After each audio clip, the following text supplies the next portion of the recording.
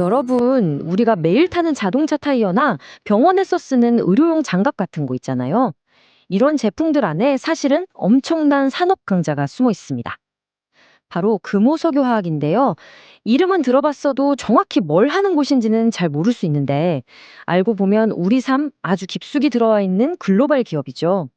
이 금호석유 화학의 이야기는 뭐랄까 굉장히 흥미로운 역설을 담고 있어요. 한쪽을 보면 어떤 폭풍우가 와도 끄떡없을 것 같은 아주 견고한 요새 같은데 또 다른 쪽을 보면 지금 거센 도전에 직면해 있거든요. 오늘 우리가 파헤쳐 볼 핵심 질문이 바로 이겁니다. 자, 그럼 먼저 이 우리가 몰랐던 거인 금호석유화학이 도대체 어떤 회사인지부터 한번 제대로 알아보겠습니다. 금호석유화학의 신장, 그 핵심은 바로 이 합성 고무입니다. 자동차 타이어부터 시작해서 공장의 컨베이어 벨트, 우리가 쓰는 장갑까지 말 그대로 현대 사회가 굴러가게 만드는데 없어서는 안 될 필수 소재예요. 그리고 이 분야에서 금호석유화학은 정말 절대적인 강자라고 할 수 있습니다. 보시는 것처럼 사업 영역도 굉장히 다양해요. 우리가 잘 아는 타이어나 장갑에 들어가는 합성 고무는 물론이고 자동차 내장재나 가전제품 케이스에 쓰이는 합성 수지, 심지어는 미래 산업의 쌀이라고 불리는 전기차 배터리 소재까지 손대고 있죠. 이 핵심 분야들에서 세계적인 리더십을 꽉 쥐고 있는 겁니다. 자, 그럼 동전의 앞면부터 한번 볼까요? 이 회사의 강점을 한번 분석해 보겠습니다. 금호석유화학이 왜 금용요새라는 별명으로 불릴 만큼 튼튼한지 그 이유를 숫자로 직접 확인해 보시죠. 이 숫자 하나가 사실 모든 걸 말해줍니다. 생산량 기준으로 봤을 때 금호석유화학은 합성고무 분야에서 명실상부한 세계 1위 기업이에요. 이게 그냥 순위가 높다는 걸 넘어서요. 시장 가격 결정에 영향을 미치고 또 안정적인 공급망을 구축할 수 있는 막강한 힘을 가졌다는 뜻이거든요. 이 회사의 안정성을 보여주는 또 하나의 핵심 숫자, 바로 38%입니다. 이건 부채 비율인데요. 쉽게 말해서 자기 돈에 비해서 빚이 얼마나 적은지를 보여주는 거예요. 이렇게 부채 비율이 낮다는 건 어지간한 경제 위기가 닥쳐도 거뜬히 버텨낼 수 있는 강력한 재무 체력을 갖췄다는 의미입니다. 그리고 여기 0.48이라는 숫자가 있죠? 이건 주가 순자산 비율, PBR이라고 하는 건데요. 회사가 가진 순수한 자산 가치에 비해서 주가가 어느 정도인지를 나타내는 지표입니다. 보통 이 숫자가 1보다 낮으면 시장에서 이 기업의 가치가 실제보다 싸게 거래되고 있다. 즉, 저평가되어 있을 가능성이 있다고 해석들을 하죠. 자, 이 숫자들을 다 종합해보면 어떤 그림이 그려지시나요? 바로 이 문구처럼 어떤 폭풍우도 견뎌내도록 지어진 금융 요새라는 이미지가 선명해집니다.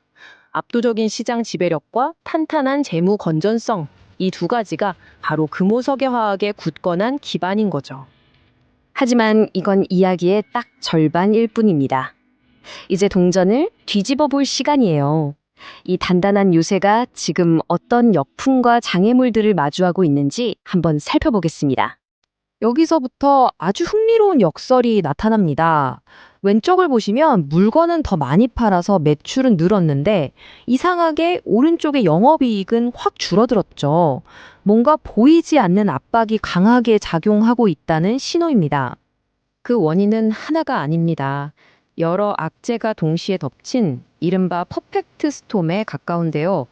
슬라이드에서 보시는 것처럼 전 세계적으로 경기가 안 좋아서 수요는 줄고 원재료인 유가는 오르고 특히 중국에서 너무 많이 만들어서 공급 과잉이 심해지는 이런 강력한 외부 요인들이 석유화학 산업 전체를 짓누르고 있는 겁니다.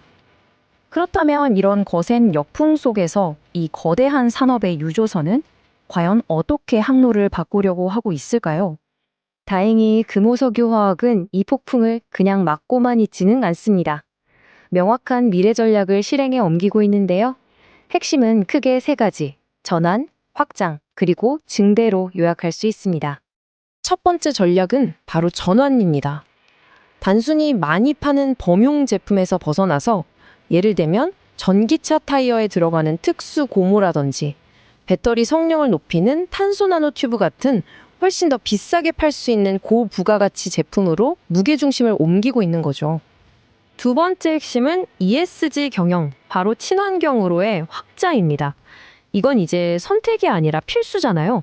2050년까지 탄소 중립을 달성하겠다는 아주 명확한 로드맵을 세우고 지속 가능한 기업으로 변신을 꾀하고 있습니다. 자, 이 모든 것을 종합해보면 우리는 하나의 거대한 딜레마에 도착하게 됩니다. 바로 이 회사가 처한 현재와 앞으로 나아갈 미래 사이의 팽팽한 긴장감이죠. 자, 여기 동전의 악면이 한눈에 들어옵니다. 왼쪽을 보면 누구도 무시 못할 견고한 재무 상태와 시장 리더십이라는 강점이 분명히 있어요.